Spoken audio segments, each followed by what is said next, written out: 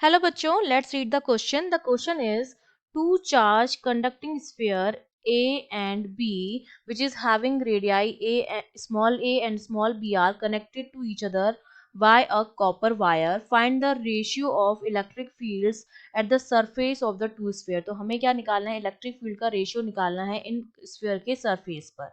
ठीक है, तो अब देखिए इस क्वेश्चन को सॉल्व करने के लिए जो की कॉन्सेप्ट हमारा लगेगा कि जब हमने कंडक्टिंग स्फीयर को किसी वायर से कनेक्ट कर दिया तो उनका जो पोटेंशियल होगा या वोल्टेज जो होगा वो क्या हो जाएगा, सेम हो जाएगा. वोल्टेज या जिसको मैं कह सकती हूँ पोटेंशियल, वो उन दोनों का क्या हो जाएगा, सेम हो जाएगा. और हम जानते हैं कि जो चार्ज होता है दोनों पोटेंशियल पर, जो चार्ज होगा Q, वो होता है CV के बराबर, जहां पर C जो होता है वो क्या होता है, कैपेसिटेंस होता है.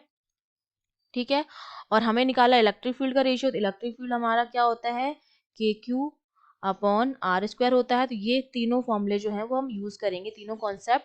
अब देखिए हमने मान लिया कि मेरे पास दो स्फीयर हैं. ठीक है, एक स्फीयर A है और एक स्फीयर आपके पास B है. ये A है, ये B है. इसकी जो रेडियस है वो स्मॉल a है, इसकी जो रेडियस जो है वो स्मॉल b है. अब दोनों को हमने अगर कॉपर वायर से कनेक्ट कर दिया है तो इनका जो पोटेंशियल हो जाएगा, दोनों का कॉमन पोटेंशियल वो हो जाएगा V. इस पर मैंने चार्ज मान लिया है QA है और इस पर मैंने चार्ज मान लिया है QB है. ठीक है, अब अगर मैं इलेक्ट्रिक फील्ड का निकालूं EA अपॉन EB करूं तो इलेक्ट्रिक फील्ड जो होती है मेरी वो क्या होती है, KQ अपॉन आर स्क्वायर. ये हो जाएगा KQA upon R square, A square हो जाएगा. और इनटू में ये ऊपर जाएगा into B square upon KQB square हो जाएगा. तो K से K तो आपका कैंसिल हो जाएगा. तो रेशियो जो आएगा EA अपॉन EB का वो हमारे पास क्या आ जाएगा, QA upon QB into B square upon A square. इसको मैं दे देती हूँ इक्वेशन नंबर 1. अब मैं जानती हूँ कि जो चार्ज होता है किसी भी स्फीयर पर, कंडक्टिंग स्फीयर को, CV के बराबर होता है. तो QA जो मेरा हो जाएगा वो हो जाएगा CAV के बराबर.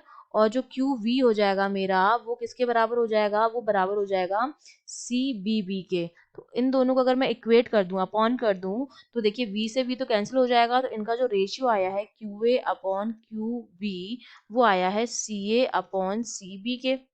ठीक है, और CA अपॉन CV जो होता है वो हमारा किसके बराबर होता है, A अपॉन B के. क्योंकि मैं जानती हूँ कि जो कैपेसिटेंस होता है वो होता है 4 पाई एप्सिलॉन नॉट R, जहाँ पर R मेरी क्या होती है, रेडियस होती है.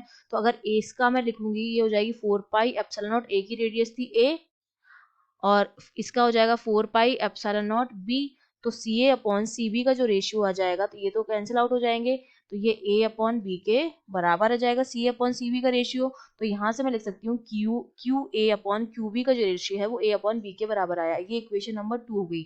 अब इक्वेशन नंबर 2 से QA अपॉन QB की वैल्यू मैं फर्स्ट में रख दूँ. तो फर्स्ट में जब रखूंगी तो ये स्मॉल q है. ठीक है,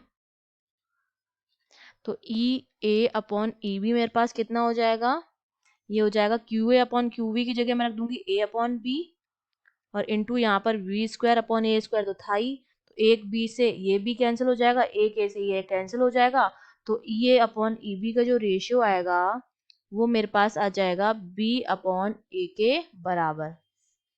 ठीक है, ये मेरे पास क्या आ गया है, इनकी इलेक्ट्रिक फील्ड का रेशियो आ गया है इनके सरफेस पर, जो B अपॉन A के क्या आया है, बराबर आया है. I hope you understood well. All the best.